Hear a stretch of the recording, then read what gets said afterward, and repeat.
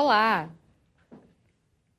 Bem-vindos à segunda temporada do Café com Pimenta. Hoje nós estamos com um convidado especialíssimo. O nome dele é Armando Nembre. Ele tem vários talentos e muitas curiosidades e muitos projetos prontos. Ele nasceu surdo e é oralizado.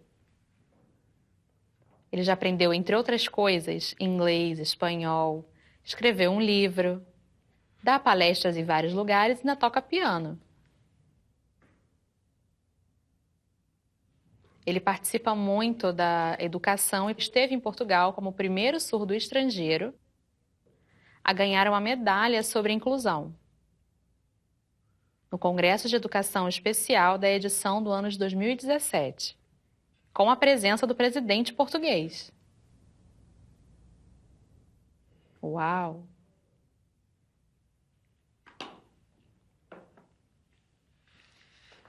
Um prazer ter você aqui. Bem-vindo. Eu queria saber, qual é o seu sinal? Bonito. Bonito? Não, tô brincando. Ah, nós todos somos bonitos.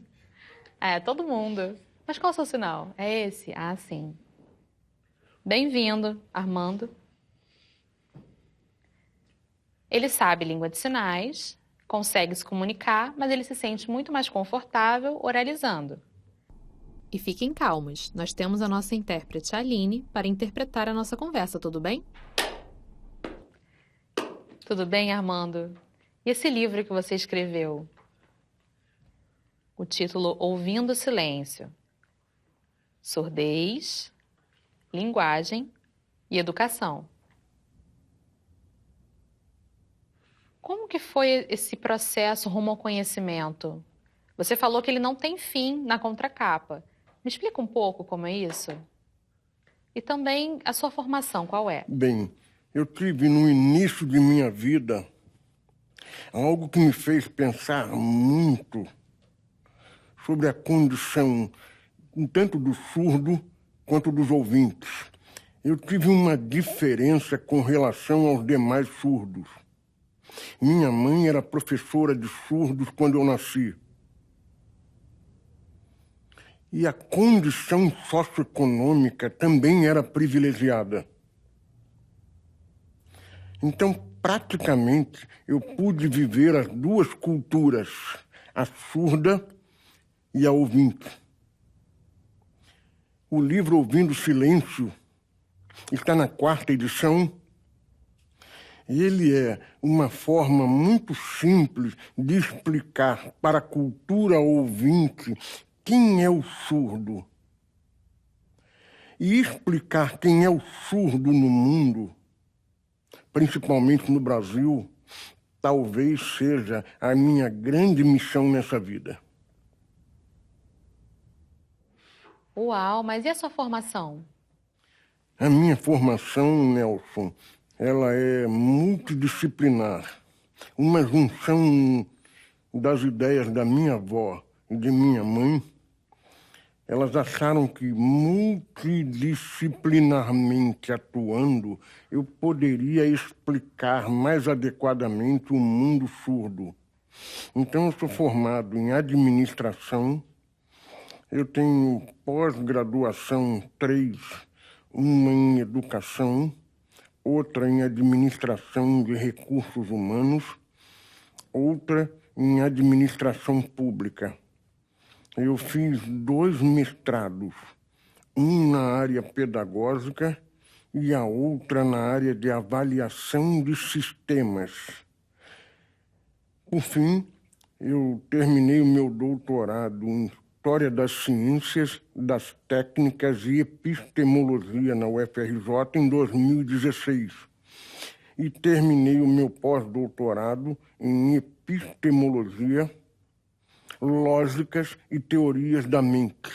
Dessa forma, eu acredito que há a melhor condição possível para explicar ao mundo ouvinte quem é o surdo que eu sou, quem é o surdo que está no Brasil. Nossa, muito interessante. Você estudou e pesquisou, fez pós-doutorado, a sua trajetória acadêmica é muito boa. Mas como você conseguiu tendo todos os materiais em português? Eu nasci com a síndrome de Goldenhar. A síndrome de Goldenhar é uma síndrome rara no planeta. É uma síndrome óculo-aurículo-vertebral. Minha mãe não tinha só a surdez para resolver. A surdez é considerada uma deficiência invisível. O surdo quieto ninguém percebe, mas no meu caso, a diferença é evidente. Eu nasci sem as orelhas, com uma simetria facial evidente. Então, por onde eu andei e por onde eu ando, a minha condição ela é evidente, as pessoas olham para mim. Então, ao longo da minha caminhada, eu sofri muito bullying. Muito. Como exemplo, o filme O Extraordinário mostra mais ou menos o que eu vivenciei. Então, a única forma de repente, exercer a minha missão na vida era estudar e muito. E eu fui muito ajudado. Talvez a razão pela qual eu queira ajudar o surdo é porque eu fui muito ajudado. Eu tenho uma visão do ouvinte diferente, porque foram ouvintes que me fizeram um surdo melhor. Foi com esses ouvintes me ajudando que eu consegui passar em primeiro lugar no processo admissional para doutorado na Universidade Federal do Rio de Janeiro. Parabéns, isso é muito bom. Mas como que foi aprender português?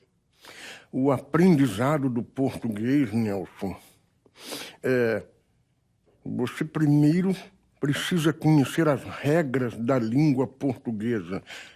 Cá entre nós, a língua portuguesa é complexa, ela é desafiadora.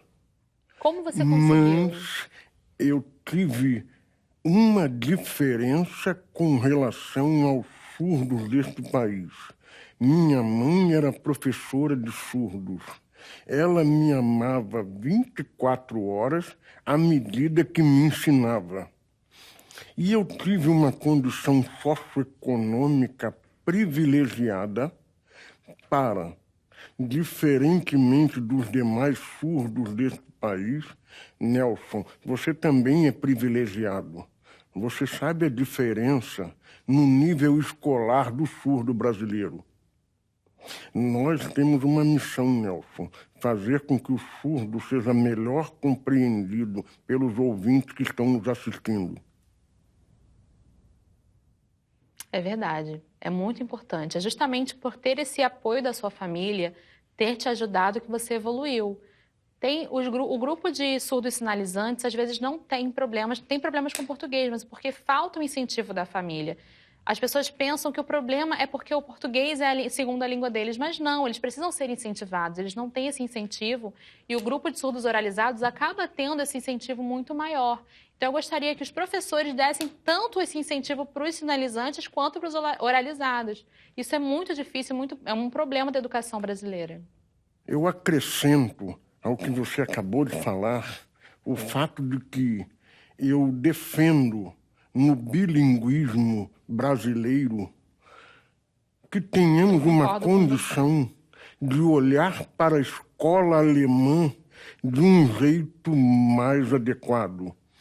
Eu sugiro que o bilinguismo brasileiro, como em muitas partes do mundo, ao invés de ser apenas a língua 1 do surdo, língua de sinais em primeiro, e a língua da sociedade ouvinte na modalidade escrita, eu acho correto.